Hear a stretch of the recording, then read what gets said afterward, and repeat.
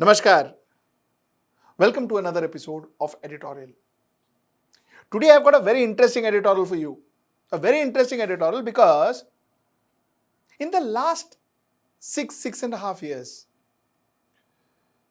we've heard about a lot of concepts. Ram Rajya as a concept, Hindu Rashtra as a concept, Hindu Nationalists as a concept, so on and so forth.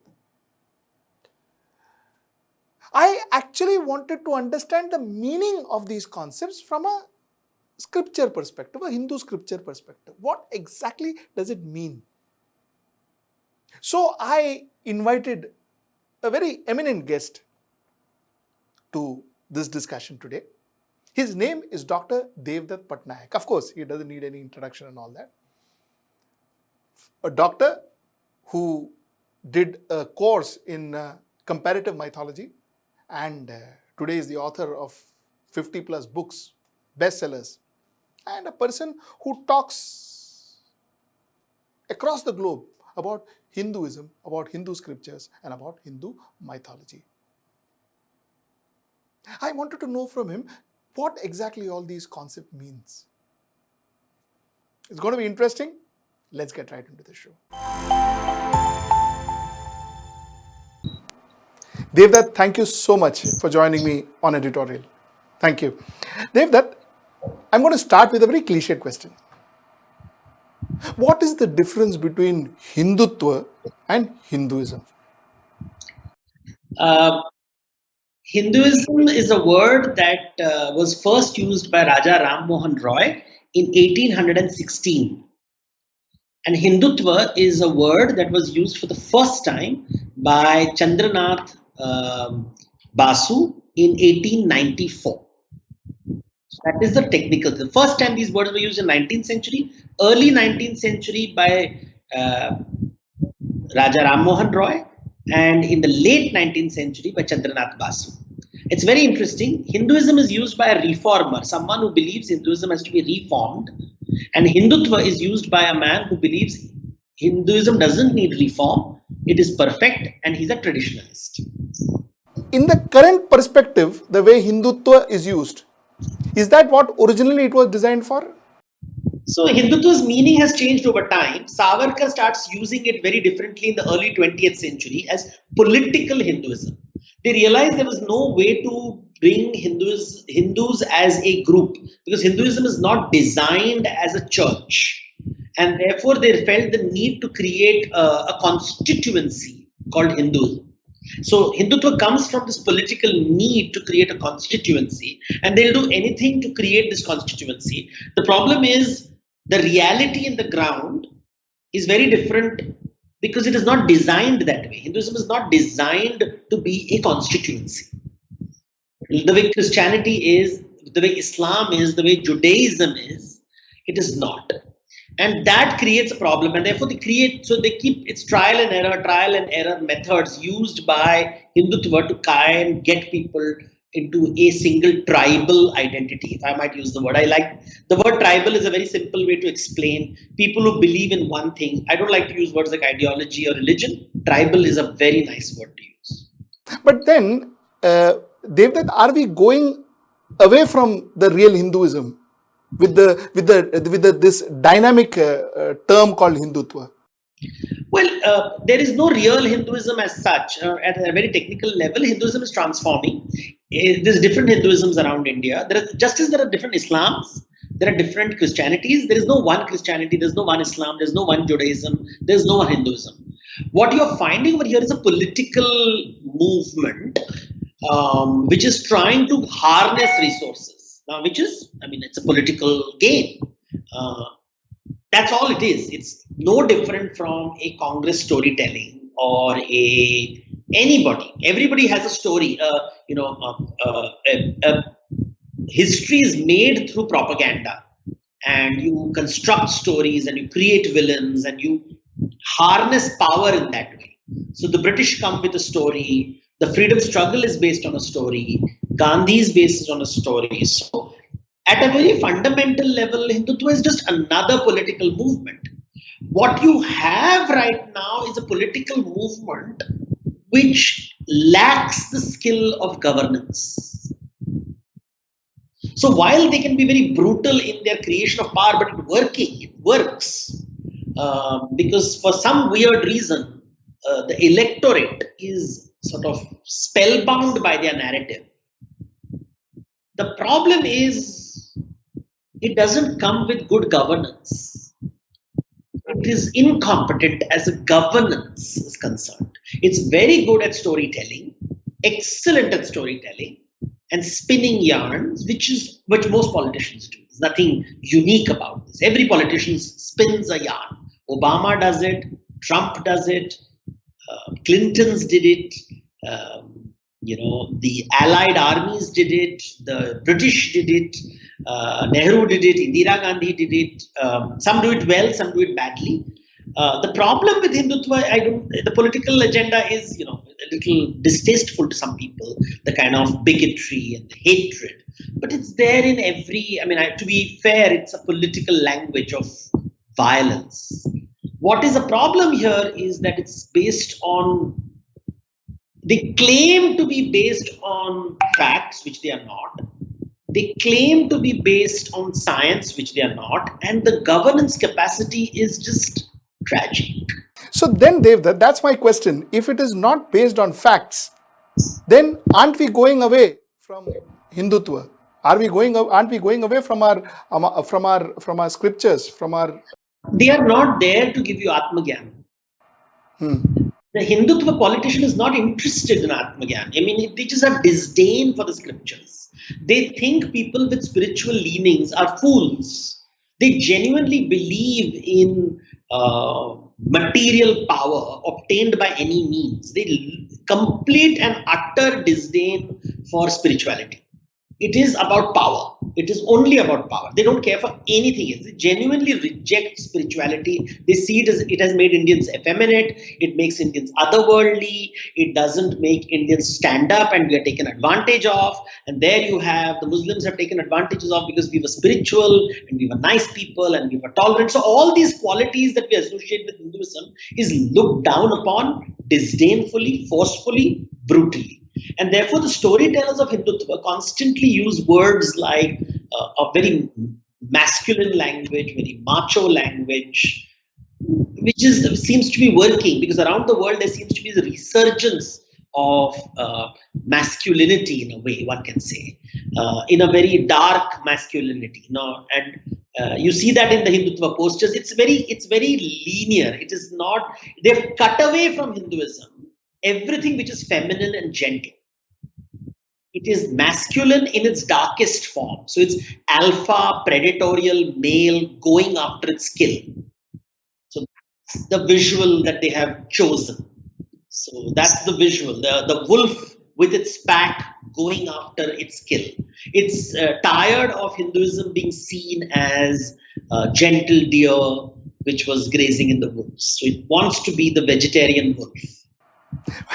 My last question in this segment, is there a term called Hindu nationalist?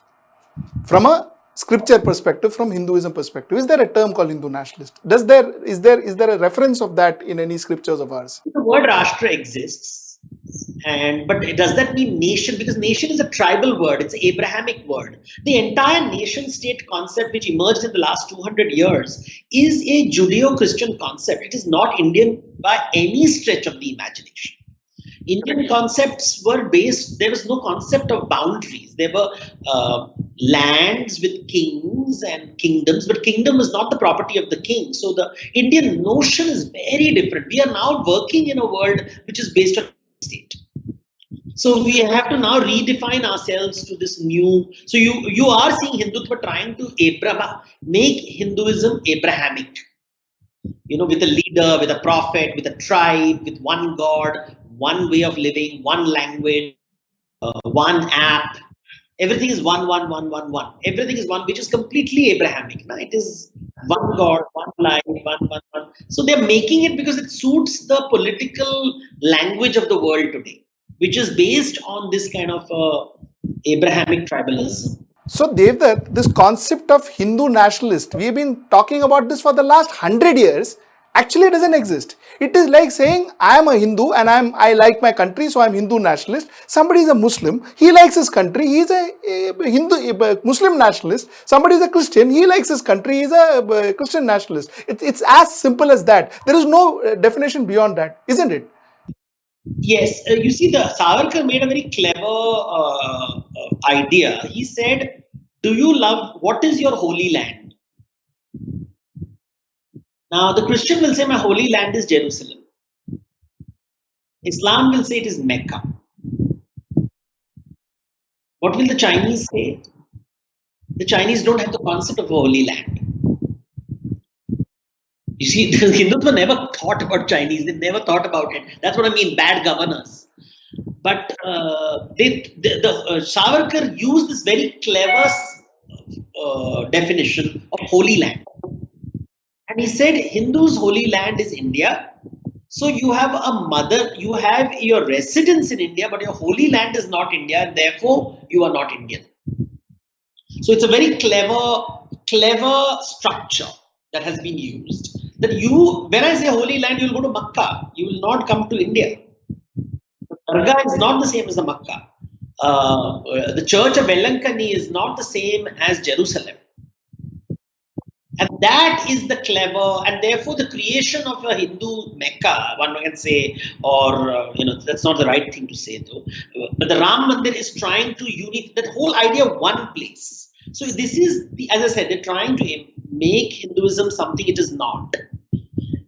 In order to achieve political goals, which would be fine, I guess, if they were politically competent as governors. They're terrible, really bad. I mean, correct. So that brings me to my next topic. My next topic is Ram Rajya. It's another term used very frequently. Ram Rajya le aayenge. Actually, Devdutt, what exactly is Ram Rajya? So nobody knows what is Ram Rajya. Nobody does. It just means a happy place. That's it? Everybody, it's happy place where everything is good and everything is fine. So whatever you imagine as a good place, it's a placeholder. Ram Rajya. It's like Arthur's Camelot. Or it is a Confucian ideal kingdom in China, where there is the emperor and the middle kingdom. So it's an imaginary world where everything was in order, everybody knew their place, there was a place for everyone, everybody was happy, and it's an imaginary world, so everybody makes up whatever it is. Now, if you start asking scripturally what is Ram Rajya, did Chanakya propose Ram Rajya? Devdutt, when you talk about Ram Rajya as a layman, isn't the impetus more on Ram, Sri Ram, than the Rajya? Isn't it talking about how the king should be rather than what the subject should be? Isn't it talking about the Maryada Purushottamam? It's a two-way thing. When you are Shiva, you create Kailas. When you are Vishnu, you create Vaikuntha. You don't create Vaikuntha without Vishnu. You cannot create Kailasa without Shiva. In the same way, you cannot create Madhuraban. You cannot create the Golok or Madhuban without Krishna. So you need to create the person. The king is in Indian leadership models are very different from Western leadership models, where the model is indifferent to the leader. So it's an institutional model. In India, the personality of the king shapes the ecosystem. So Ravana creates Lanka, Bali will create Kishkinda, Ram will create Ram Rajya. Now, what is Ram's personality? Tapasvi Raja. What is Tapasvi Raja? Tapasvi is someone who is a hermit. And Raja is someone who is a king. So it's a combination of hermit and king. Now, this is a psychological state, not a visual state. It's a psychology. If I tell you, how do I show ambition? You can't see ambition. You can't see greed. You can't see jealousy. So Tapasvi Raja is this mental state. A king who wants others to be successful. So Tapasvi, I don't want anything, but because I'm a king, I will create an ecosystem of success for you. But I don't want anything.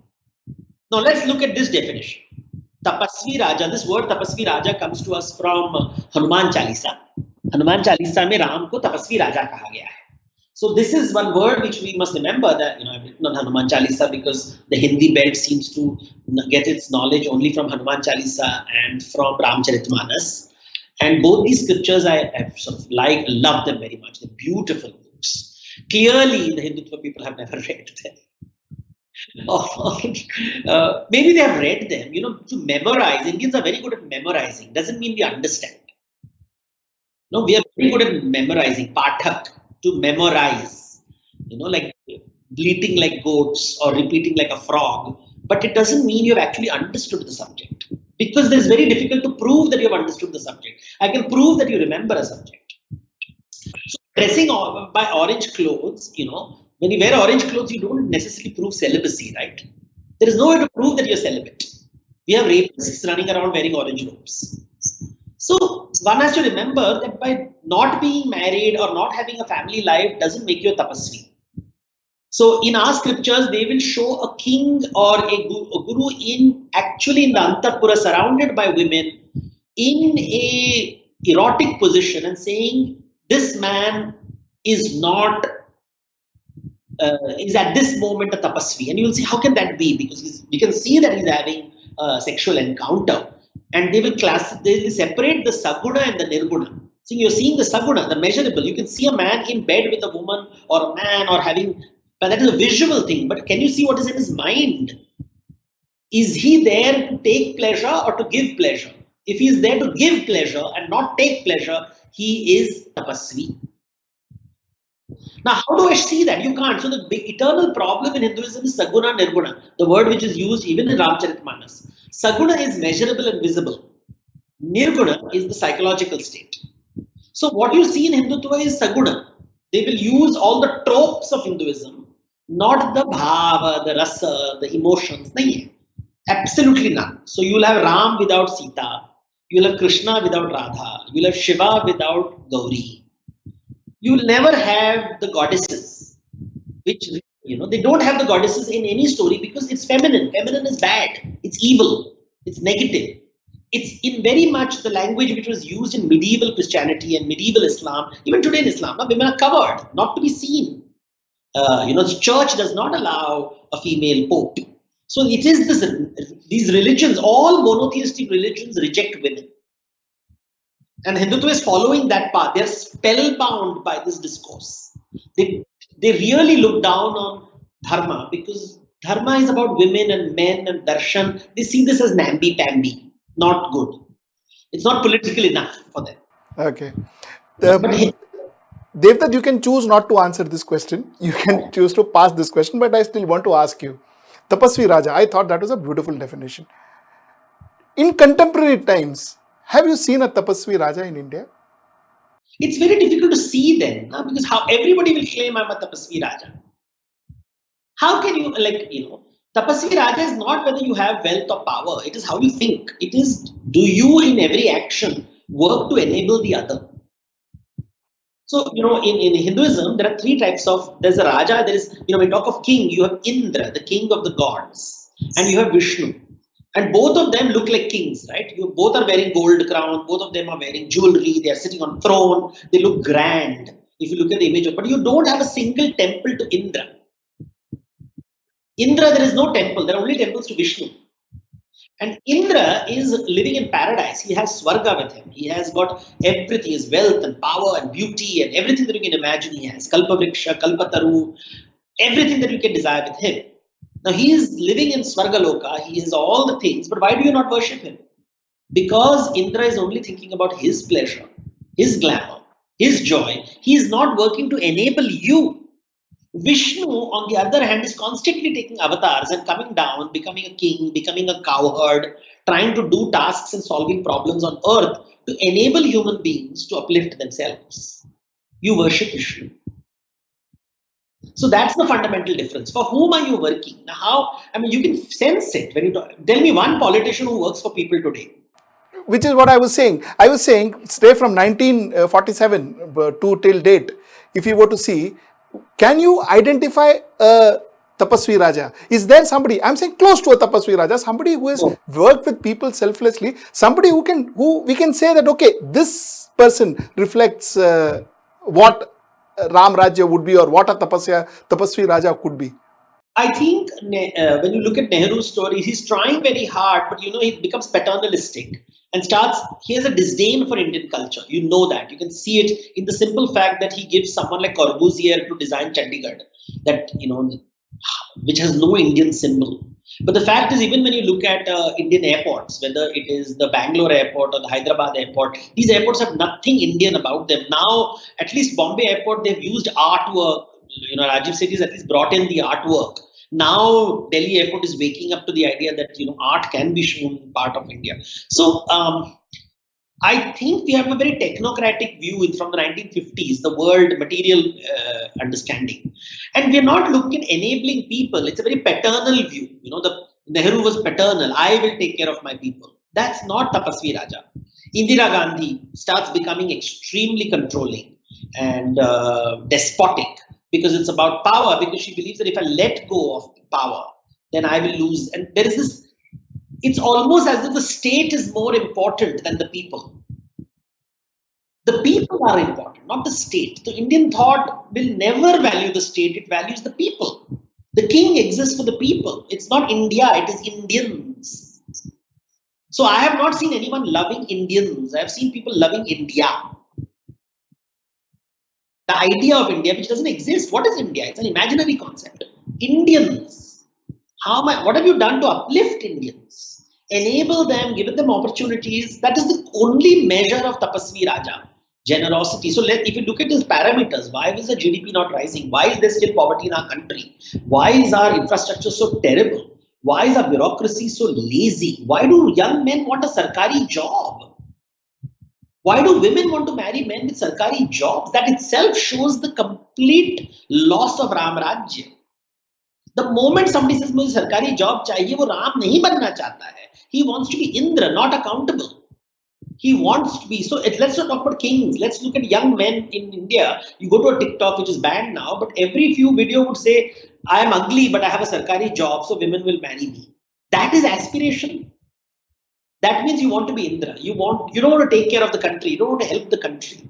So that is the problem. Devdutt, in that case, in your opinion, would a Tapasvi Raja win an election today? Of course he would. Because a Tapasvi Raja would know exactly. See, one is winning election is a skill. And governing the country is another skill. We confuse the two. Tapasvi Raja will always win elections because he knows the art of winning elections is to tell the audience whatever they want to hear. He knows that has to be done. But having won the elections, he knows also how that ultimately long-term strategy is to get the money in. Remember, what is Ram? Ram is Vishnu. Vishnu is that which attracts Lakshmi. Shubha Mangalya. The words are Shubha Labh, Shubha Mangalya. What does it mean? Labh means profit. Shubha Labh means profit for everyone. See the difference? Shubha Labh and Labh are not the same thing. In everywhere we write Shubha Labh. Shubha is when it is for the welfare of society, where there is no war happening because you have not done a proper distribution of wealth. When you don't distribute wealth properly, there is war. And but you need first wealth. If you have no wealth, what will you fight over? So Lakshmi ko attract karna. So key performance indicator of Ram Rajya is the arrival of Lakshmi voluntarily. If there is no Lakshmi, there is no Vaikuntha. Ram Rajya is Vaikuntha. Money. So I said in the ideal world, what is an ideal world for you and me? I have got enough money to live my life, to do whatever I want. What is enough money will vary from person to person. Let's tell you will have a full stomach. You will have running water. You will have running electricity. You will have food on the table. You will have a toilet which is clean. Can we just use that as an indicator of Lakshmi? Have we provided this to everybody in our country? No, we haven't. I travel to small countries like Vietnam and Cambodia, and I stop on the road. There is a nice restaurant with a toilet which is clean. I dread entering toilets in India when I'm traveling on the highway. Now that is something to ask myself. Why do we not have good toilets in our country? Swachh Bharat is just a poster campaign. On the highway, I'm not even talking about remote villages. I'm talking about in the highway. You travel across Vietnam, you travel to Cambodia, you travel to Indonesia, you travel to Bali, you travel. They're not in the richest countries in the world. You stop somewhere, you have a clean bathroom, toilet, running water. You go, you eat something. In our country, we have got reasonably good food. Dhaba milega, toilet nahi milega. So that is what I'm saying. These are Ram Rajya is about Lakshmi. That is the key performance indicator of Ram Rajya is Lakshmi coming in and not creating quarrels. Lakshmi without kalaha. Correct. Which So, means decent distribution of wealth. so Devdutt, you are saying till the economy increases, till the GDP increases, there is no Ram Rajya. Very clearly. Basic. There is no Ram if there is no wealth. Mangalya. Where is Ram? Ram is money. Very clearly. Lakshmi kaha hai? The proof of Vaikuntha is Lakshmi is there. That is the only Hindu proof of the existence of Vishnu is the presence of Lakshmi voluntarily. Indra also has Lakshmi, but he locks her up and therefore everybody fights with him. There is no Shubha Labh in Swarga, only Labh, no Shubha Labh. Vaikuntha and Swarga are very different concepts. So our scriptures are very clear on the role of what a king is, what is Ram Rajya, what is it supposed to be conceptually. They don't give prescriptions. Correct. You very rightly put, India is about Indians. You see, there was a statement of Pandit Jawaharlal Nehru where he said that Bharat Mata is not land, but Bharat Mata are the people, the deprived, poor people of India. They are the real Bharat Mata. Devdutt, I wanted to ask you, from a religious perspective, from a Vedic perspective, who exactly is Bharat Mata? If you look at the scriptures. So in scriptures, there is no concept of Bharat Mata. There is no concept of Bharat Mata. It's you have got Jambudvipa, the land of the rose apple tree. You have got Aryavarta, the land where the black buck roams. So you have got Bharatavarsha, the land of Bharata, where Bharat was the king. And which Bharata are we talking about? Probably the Jain Bharata, who was the first Tirthankara. The son of the first Tirthankara, Rishabhanath's first son, who was the first Chakravarti, Bharata. So these are concepts which are there. Bharat Varsha is there. Bharat Mata isn't there. This idea of the nation as a woman is a very new idea. I mean, Ram Rajya is not seen as a woman. You have got guardian gods, like Lanka has Lankini, who is the guardian of Lanka. But not the land of Lanka is not seen as a woman. No. So you have Lankini, the guardian of Lanka. But Bharat Mata as an idea comes because, the Europeans, the British people had Britannia, the Lady Britannia. And Americans had Lady Columbia. And then Indians wanted their own lady. And so you have Bharat Mata. But you have Bharat Varsha. Maybe there is some Sanskrit expert out there. The Hindutva will come up with some book which says Bharat Mata exists in the country. It is a visualization of the nation as a lady. And she's shown with a lion. I keep wondering why not a cow? Because lion is only in the Gir forest, little cub-like lions, not like the African lions. And Asiatic lion is not that popular anymore. So why not a tiger? Why a lion? Why not a cow? Isn't cow something that Bharat Mata would be? Bhudevi is a Hindu concept, and she's visualized as a cow. So I would have liked if Bharat Mata visualization had a cow there. But clearly we love cows, but not where it matters.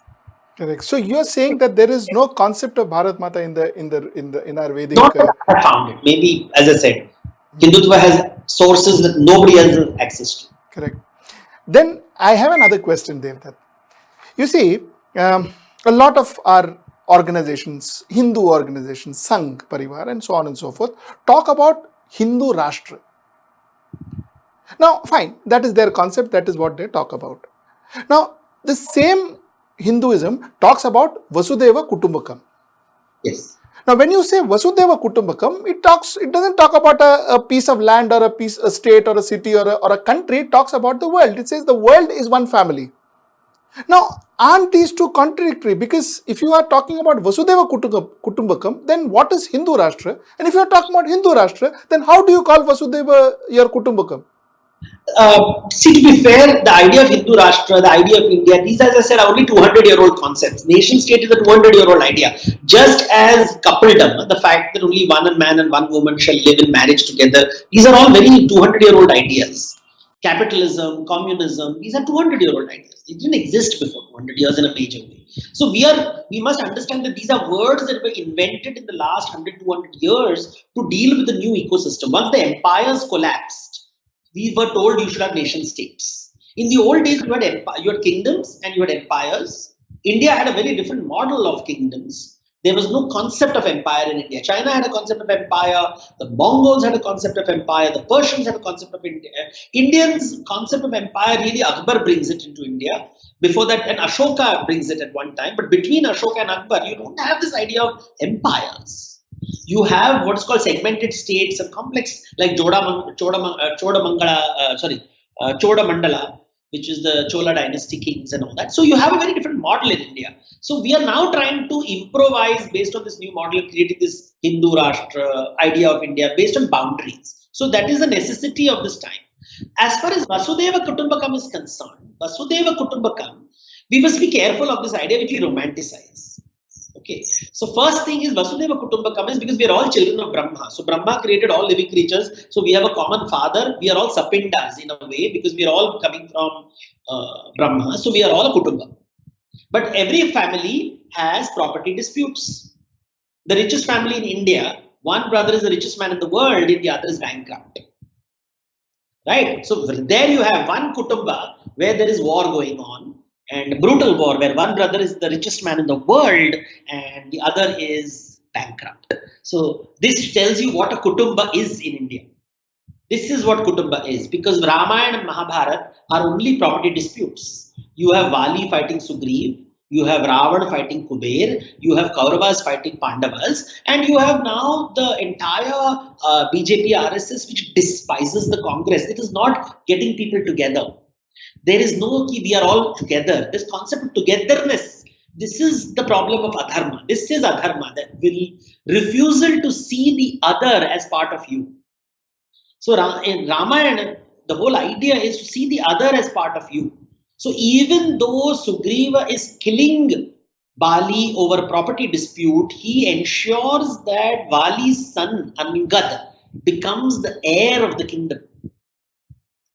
This is very important. Sugriv doesn't make his own son the heir of the kingdom. He makes his enemy's son the heir of the kingdom. Therefore, Angad plays a very important role in Ramayana. The enemy's son shall be king. So this concept is what not understood, the ability to get people together. Indra is always not willing to accept that the Asuras are part of the same family. He has not given them their share of wealth after the churning of the ocean. And therefore they're fighting constantly because you have and have not. You took away everything from the ocean and not given anything to me. I want my share, and they're fighting constantly. And the moment the Asuras get the share, they don't share it with the Indras. So they become what they fight. So the Devasura Sangram is what is happening in our parliament. And that is adharma. Fighting in the parliament is what democracy is. We believe parliamentary elections is what democracy is. We don't understand dharma. Dharma is about taking care of the other. Which is the Manusmriti talks about dharma in that way. It is very clear in this. When a king does not use punishment properly, the strong shall abuse the weak as a big fish, grills small fish. This is what the Manusmriti is saying. That prevent exploitation of poor people. The same Manusmriti that we are keep saying, oh, evil, evil, evil. The same, but you don't see Hindutva following it, right? I mean, yes, one group is burning it, but I have not seen a single Hindutva leader saying that we must not allow exploitation of the poor. They seem to be celebrating it. Women are being put in jail. People who protest are being put in jail. Anybody who challenges them is being put in jail. This is not dharma. This is not dharma by any stretch of the imagination. This is not Ram Rajya by any stretch of the imagination. This is not Vaikuntha by any stretch of the imagination. This is some weird underneath based on some Western concept. which I have never understood. It's not part of the scriptures. I don't see it anywhere. Maybe again, as I said, Hindutva has access to secret documents of Hinduism that nobody else has. See, when these kind of concepts are used to divide the society, to go against a particular community, when you use these kinds of concepts, then that becomes dangerous. Possibly that becomes, I don't know, but if I may use the word, it becomes adharmic. Well, politics is about getting children like a Pied Piper, fooling them and getting them to give their votes. Unfortunately, right? I don't see a single voter on the road saying that I respect someone for long-term strategies. Let's be very clear. You give me 500 rupees, I'll vote for you. But the reality of the voting is vote banks. We have got caste banks. We have got subsidies. You will not vote someone who will cut your subsidies. You will not vote someone who will increase the taxes. So let's be very clear. It is a very dark thing. If you and I want to enter politics, we'll play the same game. Play whatever you want and get the power. Great, wonderful, congratulations. Talk about planes and all those foolish things. After that, can you please govern well? I am only interested in show me the money. Lakshmi kahan hai? I voted. You are very good at winning elections, but terrible at getting the money in. Where is the black money that you promised would come back? The only people becoming rich who are always rich. Saffron-robed monks are becoming rich. The rich families are becoming richer. I really don't see my investments going up. I am not seeing my income rising. I ask people around, I say, please tell me how many people's salaries have increased, how many people have got jobs. I'm surrounded by friends who are unemployed. Where is the Lakshmi?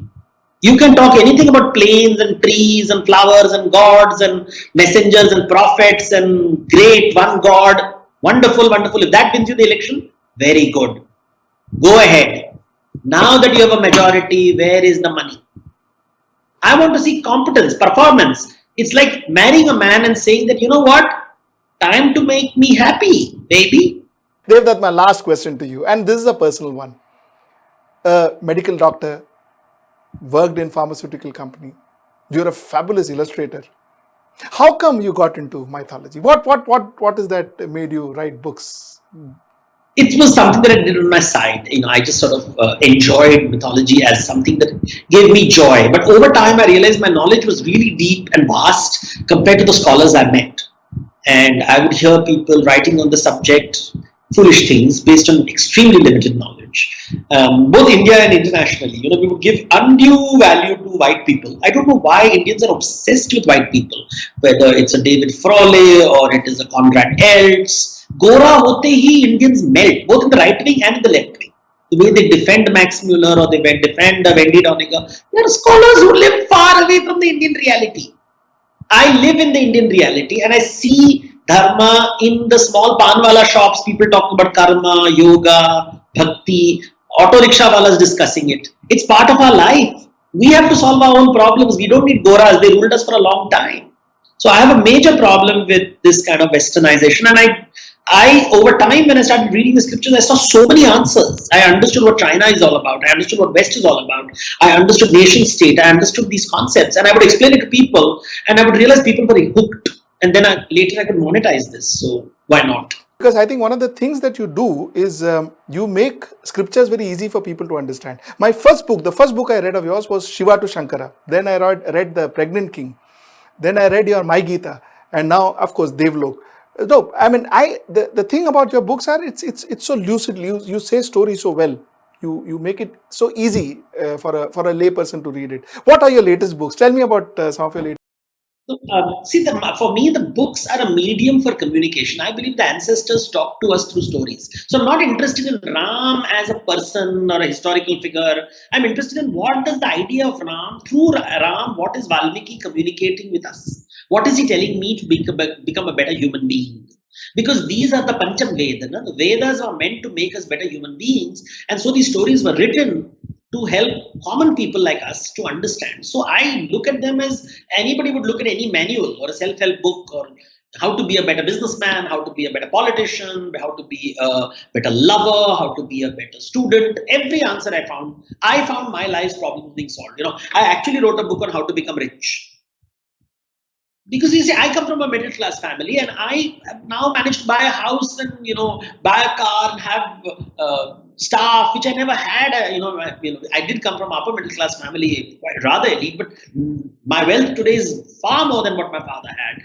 Simply because I did what the scriptures told me to do. I did nothing of mine I do is not based on the scriptures. It is, I believe in yoga, I understand the power of Dharma, and I see how Tapasvi Raja can help us in our personal lives. Why not in our national Hindu Rashtra lives? But I realize it is incompetence. The tragedy is, that's why I'm writing more self-help books now. If you ask me what am I writing, I realize that most politicians I've met are really incompetent. They're really incompetent. They only have a danda in their hand and therefore you're scared of them. They'll send you question mark tweets and they try to be abusive of you because they have the power to throw you in jail, right? You can't tell the judge anything and throw you in sedition. Competency to hona chahiye na. Competency. Learning and development. If you don't have, I'm not about capacity, I'm talking about competency. Incompetency is the tragedy of our country, not the ability to win elections. Let's be very clear about it. That if you don't have Saraswati, Lakshmi will not walk your way. So you don't have Lakshmi because there is no Saraswati. Devdutt, tell us a little more about the money-making book, please. So the Indian concept of money-making is about Lakshmi coming repeatedly into your house. She has to keep coming repeatedly into your house. Lakshmi aapke ghar aani chahiye. And she only comes when you invest correctly in the market. So yajna, the concept of yajna is about making money. So right from the Upanishads, right from the Vedas and the Brahmanas, they talk about yajna, and yajna is exchange. Exchange. I invite a devata to my house, I give swaha so that he'll give me tathastu. So basically, I call an investee, I make an investment so that I get a return on investment. So correct swaha gets you tathastu, return on investment. Right? The Tapasvi Raja is doing the right swaha continuously so that there's continuous tathastu happening. Therefore, the wealth is being churned. Ab beej bote ho aur phal prapt hota hai. Beej bote ho, phal prapt hota hai. So this concept is there from the Vedic area. And I asked somebody, the biggest economist in our country, give me a definition of economics in one word. And he said, transaction. I said, you mean yajna? And he said, yes. Yajna. That is economics in India. If you don't understand yajna, so what do our politicians say? They are saying, give me, give me, give me, give me, give me, but I will not give you anything in return. That is not yajna. That is not yajna. So when you don't do yajna, you are not doing dharma sthapana. What are you talking about? You will get Vaikuntha on earth and Ram Rajya. You don't know the basics of yajna. So that is a tragedy. That's why I write like a maniac, because I hope at least the words will be out there. And maybe someday we will get our Ram Rajya. No, but you writing about finance is very relevant because you advise few of the biggest groups in this country. You are corporate advisors for few of the biggest. I spend time with them trying to make them understand what Dharma is. And they all like it theoretically until it comes to making emotional adjustments. You see, generosity is the key indicator of success. And if you don't find, when you find generous people, you realize they've understood the scriptures correctly. A good businessman who is generous is very rare to find. Good politician, most of them are insecure like Indra, sitting in the Swargaloka and frightened that the Asuras will take away their kingdom. But Vishnu is so hard to find. It was indeed a pleasure talking to you, as always. Thank you so much.